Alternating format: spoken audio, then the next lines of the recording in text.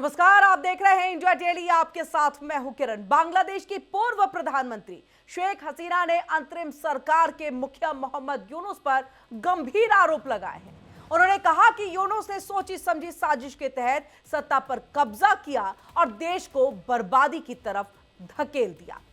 शेख हसीना ने स्वतंत्रता सेनानियों की हत्या, बड़े पैमाने पर गिरफ्तारियां और आवामी लीग को खत्म करने की साजिश का भी आरोप लगाया है।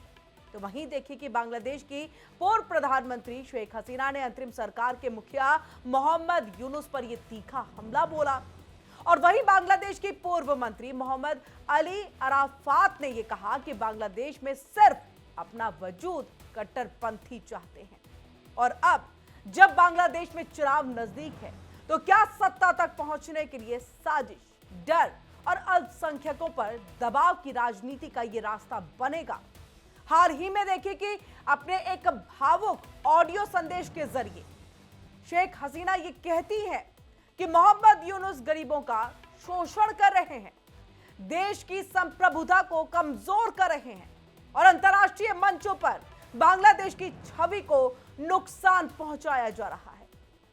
ऐसे में बांग्लादेश में लोकतंत्र पर संकट ये एक बड़ा सवाल है, क्योंकि ये ना केवल शेख हसीना के ऑडियो से चीजें झलकती हैं, बल्कि बीएनपी के तरफ से भी अब इस तरह की बातें आने लगी हैं।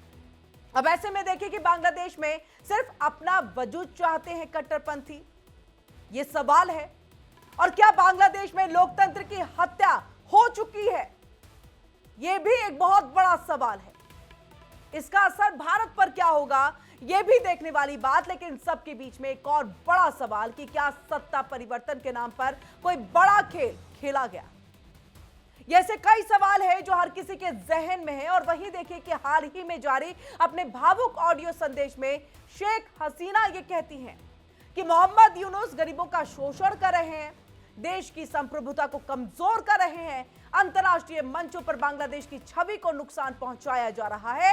यानी सवाल सिर्फ राजनीति का नहीं, बल्कि राष्ट्रीय अपमान का भी है। शेख हसीना ने और भी कई गंभीर आरोप लगाए।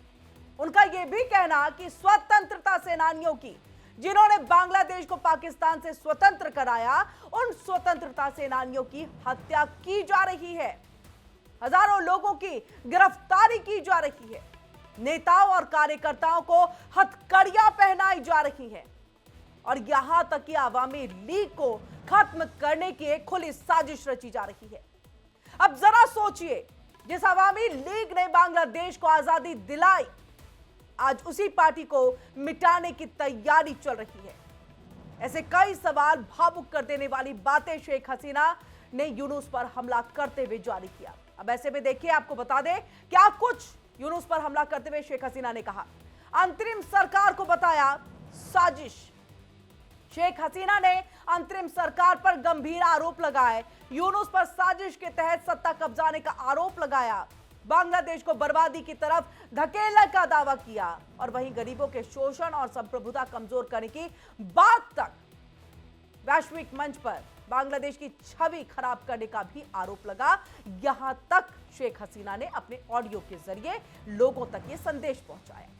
अब ऐसे में गिरफ्तारियां और स्वतंत्रता सेनानियों की हत्या का दावा आवामी लीग पार्टी को खत्म करने की एक साजिश का ही आरोप है। ऐसे में सवाल ये कि क्या बांग्लादेश फिर से उसी अंधेरे दौर में लौटने जा रहा है, जहां भारत के सहयोग से वो बाहर निकल करके आया। डेवलपमेंट एक होता हुआ दिखाई दे रहा था बांग्लादेश के अंदर में, लेकिन अब क्या वापस उसी अंधेरे गर्त में बांग्लादेश जाता हुआ दिखाई दे रहा है, ये सवाल पूछ।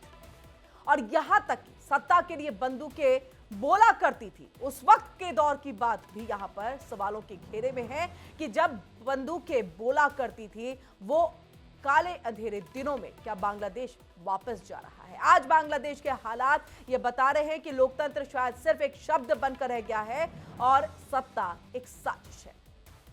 चलिए, खास मेहमानों के साथ इसी पर सार्थक हम चर्चा जो है यहां पर करेंगे और कई यहां पर जो है हमारे साथ मेहमान जुड़े, बड़ा पैनल जुड़ा है, उनसे हम तारुफ करा देते हैं। हमारे साथ यहां पर रिटायर्ड कर्नल शिवदान जी जुड़ चुके हैं, बहुत बहुत स्वागत है आपका। और वहीं पर हमारे साथ रिटायर्ड कर्नल कुणाल भट्टाचार्य जी भी जुड़ चुके हैं, आपका भी बहुत बहुत स्वागत है। सबसे पहले शिवदान सर, आपका रुख करते हुए अब जो सवाल हम लगातार पूछ रहे हैं कि क्या उसी काले अंधेरे गर्त में एक बार फिर से बांग्लादेश, उसकी राजनीति, उसके लोग, उसके आवाम जा रहे हैं? देखिए, जब बांग्लादेश पूर्वी पाकिस्तान था, उस वक्त पाकिस्तान की सरकारें बांग्लादेश को के नागरिकों को दोयम दर्जे का नागरिक समझती थी और उन्हें वो फेयर ट्रीटमेंट नहीं मिलता था जो पाकिस्तान के आम नागरिक को मिलता है। इसका ही कारण था कि शेख मुजीबुर रहमान ने जब क्लियर कट मेजोरिटी से इलेक्शन जीता तो उनको प्रधानमंत्री बनाने से उन्होंने मना कर दिया। उन्होंने ये कभी बर्दाश्त नहीं किया कि एक बंगाली पाकिस्तान का प्रधानमंत्री बनेगा। तो इस प्रकार से, और उसके बाद इतना करने के बाद बांग्लादेश में जो जुल्म ढा रही थी सेना, वहां की महिलाओं के साथ अत्याचार कर रही थी, वहां के नागरिकों को, जो प्रमुख नागरिक थे, उनको गायब कर रही थी, उनको मार रही थी और तरह तरह के वहां पर जो उनको लोगों को डरा रही थी वहां की पाकिस्तान सरकार। तो ऑलमोस्ट वही हालात दोबारा से पाकिस्तान की आईएसआई ने बांग्लादेश में बना दिए हैं। बांग्लादेश के जो हालात हैं वो बिल्कुल वही हो गए हैं जो 1970 में हुआ करते थे। और ये पाकिस्तान की सेना की एक सोची समझी साजिश है जो उसने आतंक आईएसआई के थ्रू उसको मौके ग्राउंड पर उतारा है। और ये जो कट्टरपंथी जो एक्टिव हैं, ये आईएसआई के एजेंट हैं जो पाकिस्तान के, जो बांग्लादेश के आम नागरिक को टेरराइज कर रहे हैं और उनको दोबारा से बांग्लादेश में वही आतंकी सरकार स्थापित करना चाहते हैं जिस प्रकार पाकिस्तान की सरकार बांग्लादेश में कर रही थी। तो इस प्रकार से जो बांग्लादेश विकास के रास्ते पर चला था एक स्वतंत्रता के बाद में, और एक जो आम नागरिक को जो स्वतंत्रता प्राप्त थी जिसके कारण आर्थिक विकास हुआ बांग्लादेश का, अब वो सब मुझे खतरे में नजर आ रहा है क्योंकि भारत के सहयोग से उसका आर्थिक विकास हुआ। उसकी तो सर लग रहा है कि जो स्वतंत्रता ऑडियो शेख हसीना ने भेजा है, इस ऑडियो का असर जो है वहां की आवाम पर पड़ेगा। देखिए, शेख मुजीब रहमान को ये बांग्लादेश में बंगबंधु और राष्ट्रपिता बोला जाता है। उनकी इतनी बेइज्जती की गई है कि उनकी प्रतिमा को तोड़ दिया है और ये उनकी बेटी है और इन्होंने इतने दिन तक बांग्लादेश को शासन दिया, प्रॉपर प्रजातंत्र स्थापित किया और वहां पर इनके राज्य में बांग्लादेश में विकास हुआ। तो इन्होंने जो इनका ऑडियो गया है आम नागरिक को मिलेगा, आम नागरिक इसको जरूर सुनेगा और आम नागरिक को इसका प्रभाव जरूर पड़ेगा। ठीक है, कर्नल कुणाल भट्टाचार्य जी, आपके पास आते हुए स्वागत है आपका। इस ऑडियो का कितना असर होते हैं आप देख रहे हैं, और कहीं ना कहीं बीएनपी का सपोर्ट भी अब जो है शेख हसीना को मिलता हुआ दिखाई दे रहा है। इस तरह के कई बयान आए, वो भी हम अपने दर्शकों को जो है वो बताएंगे। लेकिन क्या बांग्लादेश में अब एक बहुत बड़ा और अलग सा खेल भी रचा जा रहा है? कुछ खेला होगा क्या? देखिए, मेन जो हमारा रिफ्लेक्शन और आवाज आ रही है, डबल आवाज आ रहा है? नहीं आ रही है, आपकी आवाज आ रही है सर। मेन जो हमारा अवामी लीग है, इसका पार्टीज का सभी आदमी सभी डिस्ट्रिक्ट में कोई ना कोई हमारा अवामी लीग का मेंबरशिप है, ऑफिस है। और यूनिस ने अवामी लीग को बैन कर दिया है। तो इसके लिए अवामी लीग नहीं है, मेन पार्टी अभी बीएनपी हुआ है। बीएनपी को 2-3 दिन पहले ही मिसेस जिया का देहांत हो गया है। नाउ अभी एकदम वो तारिक रहमान जो है वही बीएनपी का ऑलमोस्ट लग रहा है नेक्स्ट प्राइम मिनिस्टर। सो वो नॉमिनेशन दिया है 29 तारीख को, 29 दिसंबर को, एंड इलेक्शन में वही सबसे पार्टी है।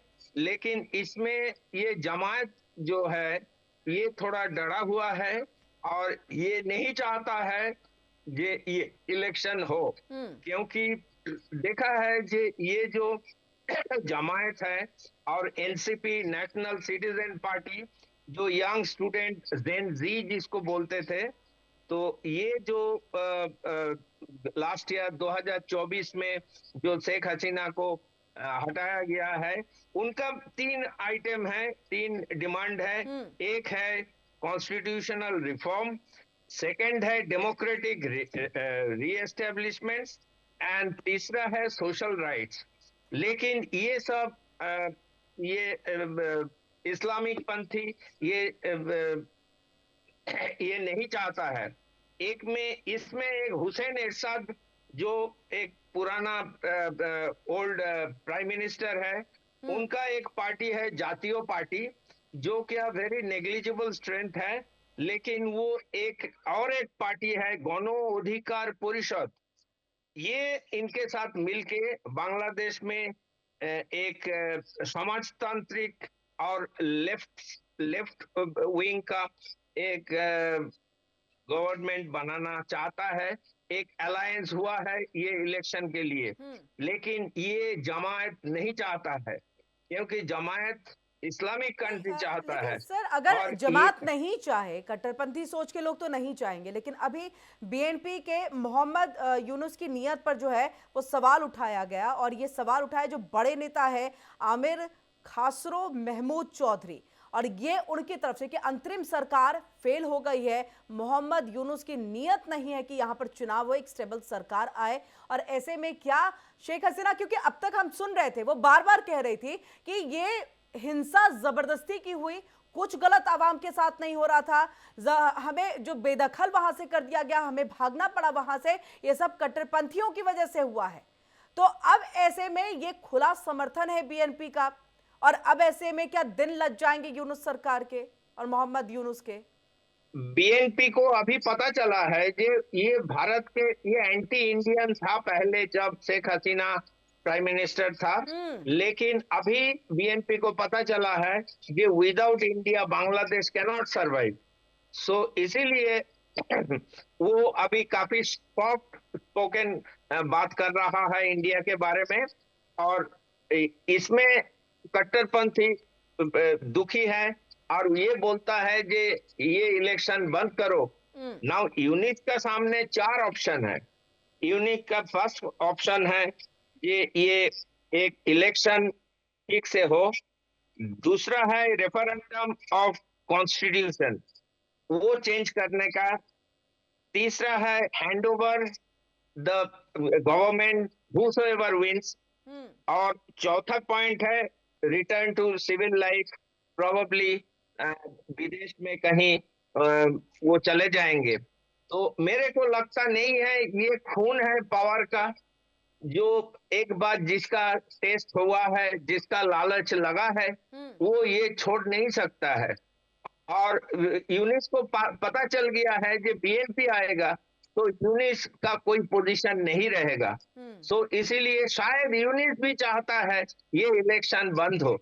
तो ये एक दुविधा में है होल बांग्लादेश का टोटल अभी इलेक्शन मैं सिनारियो। इसी भी चाहूंगी कि शिवदान सर आप भी ये बताएं कि क्या अब जो 12 फरवरी एक तारीख तय की गई थी, लग रहा है कि चुनाव हो पाएगा? क्योंकि मोहम्मद यूनुस को पता है चुनाव हो गया तो फिर उसके दिन लग जाएंगे, उसका खेल खत्म है, और कट्टरपंथी सोच के लोग ये होने नहीं देना चाहेंगे। उस्मान हादी की भी हत्या के पीछे यही एक बहुत बड़ी वजह उसके भाई ने भी बताई थी। देखिए, जगह जगह जो ये हमले किए जा रहे हैं कट्टरपंथियों के द्वारा, हिंदुओं के घरों को आग लगाने की कोशिश की जा रही है, हिंदुओं को मारने की कोशिश की जा रही है। एक प्रकार से बांग्लादेश में अशांति का माहौल क्रिएट करना चाहते हैं ये लोग। और यदि इस तरह का माहौल और ज्यादा उग्र हुआ तो हो सकता है इलेक्शन टल जाए। और मोहम्मद यूनुस, जैसा कि कर्नल साहब ने कहा है, मोहम्मद यूनुस इलेक्शन नहीं चाहता क्योंकि उसको पता है इलेक्शन के बाद उसका कोई भी निशान बांग्लादेश में नहीं रहेगा, क्योंकि केवल अंतरिम सरकार के रूप में आया था मोहम्मद यूनुस, और मोहम्मद यूनुस ने कोई ऐसी छवि नहीं बनाई है बांग्लादेश में कि जो उसको बांग्लादेश की नागरिक, बांग्लादेश की जनता दोबारा चाहेगी। तो इसलिए मोहम्मद यूनुस अपने एग्जिस्टेंस के लिए इस वक्त कर रहा है, और इसमें कोई दो राय नहीं होंगी कि यदि ये पर्दे के पीछे से मोहम्मद यूनुस का ही इशारा इनको हो कि जितना हो सके देश में इस तरह का माहौल बनाइए जिससे इलेक्शन के लिए हम कह सके अंतरराष्ट्रीय स्तर पर कि इस वक्त इस हालत में बांग्लादेश में चुनाव नहीं हो सकते, और जिस प्रकार से अब तक के चुनावों को टालते आ रहे हैं उसी प्रकार ये दोबारा टाल देंगे जी। लेकिन शिवदान सर, आप लोगों के साथ तो लगातार इस बांग्लादेश के राजनीतिक उथल पुथल पर चर्चा चलती है, और आपने इससे पहले भी कहा था कई बार कि अवामी लीग को जो है बैन कर दिया जा रहा है, यानी अब निर्दलीय तौर पर, इंडिपेंडेंट तौर पर जो है उनके उम्मीदवार जो है उतर सकते हैं और जो चुनाव है वो लड़ सकते हैं। अब ऐसे में ये जब ऑडियो सामने आया और आप कह रहे हैं कि अगर जनता सुनेगी तो इसका असर जरूर पड़ेगा, जिसमें कई एक बातों का भी जिक्र किया गया, स्वतंत्रता सेनानियों का। भले ही थोड़ी बात पुरानी हो जाती है, लेकिन जब स्वतंत्रता सेनानियों की बात होती है तो एक दिल में जो भावना है, देश प्रेम है, राष्ट्र प्रेम है, वो जरूर जग जाता है। तो ऐसे में क्या आवामी लीग अब एक पार्टी के तौर पर अपने उम्मीदवारों को उतार पाएंगे या नहीं पाएगी, या फिर निर्दलीय उतरना पड़ जाएगा? देखिए, ऐसा है, अवामी लीग को तो बैन कर दिया गया है। अब निर्दलीय उतरेंगे मैदान में ये, और निर्दलीय ही इलेक्शन जीत करके एक ऐसा सॉलिड बेस बनाएंगे, एक सॉलिड दल बनाएंगे। निर्दलीय ही महसूस करा देंगे कि हम अवामी लीग के प्रतिनिधि हैं और हम सत्ता में सत्ता में बनाने में, बिगाड़ने में हमारा पूरा सहयोग रहेगा। यदि बीएनपी यदि पूरी मेजोरिटी ले लेती है तो ठीक है, अदरवाइज बिना अवामी लीग के सपोर्ट के, जो उनके निर्दलीय होंगे, उनकी सपोर्ट के बगैर बीएनपी वहां पर अपनी सरकार गठित नहीं कर सकती है। तो ये जो है, और फिर सेकेंडली बांग्लादेश के जो लोग हैं वो बुद्धिजीवी हैं, बंगाली हैं, उनको इतना थिंकिंग पावर है कि उनको पूरा पता है कि 1971 में क्या हुआ था और शेख मुजीबुर रहमान ने हमारे लिए क्या किया है और उनकी बेटी क्या कर रही थी, उनका किस तरह का शासन था, उसका असर जरूर पड़ेगा।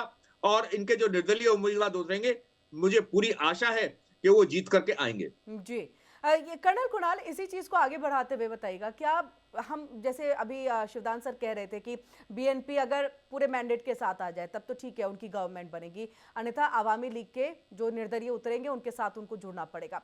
लेकिन क्या ऐसे में अगर जमात से जुड़ने की बात आए, क्योंकि हम बीएनपी को लगातार देख रहे हैं कि मौका परस्त है, तारिक का अचानक से आ जाना और आकर के फिर अपने देश के लिए कहना, क्योंकि जो लिखित में भी एक दिया गया था कि मैं कभी अपने देश वापस नहीं आऊंगा, कई सारे केसेस चल रहे थे। तो क्या ये मौका परस्त बीएनपी जमात के साथ भी मिलकर के गवर्नमेंट बनाने की ख्वाहिश में आपको दिखाई देगी? असंभव नहीं है। तो हमारा मालूम है, जो ये तारिक रहमान भी कोई धोआ हुआ आदमी नहीं है। उसको 10% बोलता था, वो कोई भी गवर्नमेंट का रूल्स होता, कॉन्ट्रैक्ट होता था, उनको पैसा देना पड़ता था। उन्होंने लिख के दिया हुआ था ये, और मैं कभी पॉलिटिक्स में नहीं आऊंगा, इसीलिए उनको छोड़ दिया गया इंग्लैंड में जाने के लिए। तो ये सब कहानी हमको पता है, जनता को भी पता है, लेकिन वो अवामी लीग के साथ काम ज्वाइन करेगा या इस्लामिस्ट फंडामेंटलिस्ट जो जमात के साथ वो करेंगे, ये थोड़ा डाउटफुल है। क्योंकि बेसिकली सभी जनता अभी जो चल रहा है वो एक एंटी इंडियन फीलिंग्स है, और वो बीएनपी के सामने दिखाई नहीं दे रहा है। सो आवामी लीग तो है ही नहीं। सो मेरे को ऑप्शन ये भी एक है, बहुत अच्छा ऑप्शन है, जे BNP will lies ask support from Jamaat. जी, this is also an option. और ये सुरेश गोयल एक हमारा पुराना एम्बेसडर, इंडियन एम्बेसडर था जो बांग्लादेश में, वो बोला है ये मतलब टाइफून और कोई वातावरण के पहले जो शांति होता है वो शांति अभी चल रहा है, और ये बहुत जल्दी कोई झंझा स्टॉर्म आने वाला है पॉलिटिकल। वो जो कहते हैं जो कि बताया तूफान से खेल पहले की होगा, ये शांति, वो आप खेल इशारा इधर ही कर रहे बाकी हैं। रह गया। So it is very interesting and unstable Bangladesh का कंडीशन है अभी। तो अभी भी फॉर्मेशन अलायंस नहीं हुआ है, सभी आदमी अपना अपना लड़ाई लड़ रहा है। तो अभी हमें पता नहीं है 12 फरवरी को इलेक्शन होगा या नहीं होगा। तो this is very flexible condition and destabilized हो सकता है। मैंने कभी कुछ दिन पहले सुना है America wants Sheikh Hasina reinstall करने के लिए बांग्लादेश प्राइम मिनिस्टर के लिए, क्योंकि उनको जो पता चल गया है ये Yunus is not capable of running the country. So उसके ऊपर जो भरोसा था वो नहीं है। और ये जमात जो बढ़ गया है, ये अमेरिका के लिए भी खतरा है और वो भी डिस्टर्ब्ड है यूनिस के ऊपर। सो यूनिस को भी शायद अभी जाने का टाइम आ गया है। जी, मैं कर्नल शिवराज सर, ये जो कर्नल कुणाल जी ने कहा, सर ने कहा कि रिस्टेबल करने की जो एक तैयारी है शेख हसीना को, कि वापस से वो जो है प्रधानमंत्री बन जाए बांग्लादेश की। अब क्योंकि हम भी देख रहे हैं कि एक डॉट्स को अगर जोड़े तो कहीं ना कहीं ऐसा लग रहा है कि थोड़ा सा कुछ बेहतर हो सकता है आने वाले दिनों में, लेकिन हर चीज अमेरिका की मनमर्जी से हो, मतलब ये किस तरह का खेल है? का दक्षिण एशिया में अपना प्रभुत्व चाहता है, अपना इफेक्ट चाहता है पूरे दक्षिण एशिया में। और ये जो सत्ता परिवर्तन हुआ है पाकिस्तान बांग्लादेश में, ये अमेरिका के इशारे पर ही पाकिस्तान के आईएसआई ने कराया है। बिल्कुल। तो ये क्लियर कट है कि अमेरिका का इन्वॉल्वमेंट वहां पर है। और अब अमेरिका ने ये रियलाइज किया है कि जो उन्होंने वहां पर करवाया था, उसमें जमातें वगैरह को, अमेरिका जो उभर के आई है जमात वहां पर कट्टरपंथी, उसमें अमेरिका को उसके साथ लाइकिंग नहीं है। इसलिए अमेरिका महसूस कर रहा है कि मॉडरेट जो गवर्नमेंट थी वो केवल शेख हसीना की थी, इसलिए दोबारा हो सकता है कि शेख हसीना को दोबारा वो लाना चाहे अमेरिका। और यदि उसके जो निर्दलीय जो आवामी लीग के लड़ेंगे, यदि वो साइजेबल अमाउंट में कर्नल शिवराज सर, क्या ये जो ऑडियो जारी किया गया, ये अमेरिका के तरफ से एक कहते हैं कि सपोर्ट मिला, उसके लिए क्या शेख हसीना ने ये ऑडियो जारी किया? क्योंकि हमें याद है डोनाल्ड ट्रंप जब प्रेसिडेंट बने, देखिए ऐसा है शेख हसीना ने जब देखा कि अमेरिका का रुख बदल रहा है और इसका वहां के इलेक्शन पे असर पड़ेगा, तो इसलिए उन्होंने उसको और भी मजबूती देने के लिए ये अपना ऑडियो जारी किया है, जिससे कि उनको बांग्लादेश के नागरिकों को पता लग जाए कि अमेरिका भी इंटरेस्टेड है शेख हसीना में, और शेख हसीना खुद भी अपने देश का वो चाहती है भला और उसका डेवलपमेंट, तो वो खुद भी आ सकती हैं।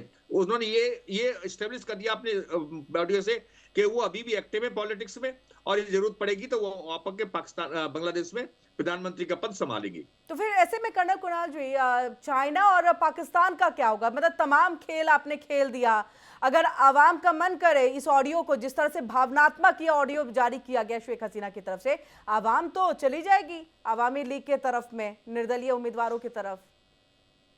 नहीं, चाइना, मेरे को लग रहा है चाइना अभी थोड़ा न्यूट्रल पोजीशन में आ गया है।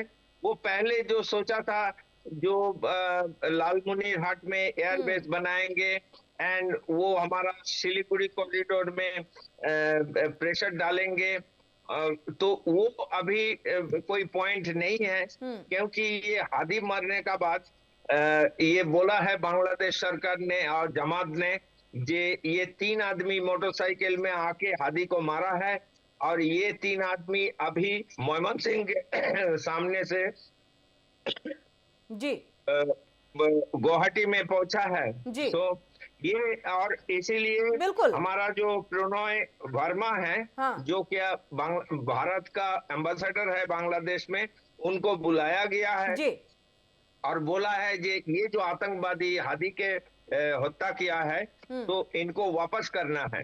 लेकिन हमारा बिल्कुल वक्त की कमी है, माफी चाहूंगी मैं और चर्चा को आगे नहीं बढ़ा पाऊंगी, लेकिन बहुत बड़ी बात, उस्मान हादी के बाद से ही मोहम्मद यूनुस की सत्ता जो है वो बिल्कुल डोलने से लग गई है। अब ये ऑडियो सामने आया है, आवाम पर असर डेफिनेटली इसका जो है वो पड़ेगा, लेकिन देखना है 12 फरवरी चुनाव होता है या नहीं होता है। रुकेंगे एक छोटे से ब्रेक के लिए। आप सभी मेहमानों का बहुत बहुत शुक्रिया हमारे साथ यहाँ पर जुड़ने के लिए। इंडिया डेली अब आपके स्मार्ट टीवी पर भी मौजूद है, इंडिया डेली 24/7। अब आप इन सभी प्लेटफॉर्म्स पर लाइव देखें।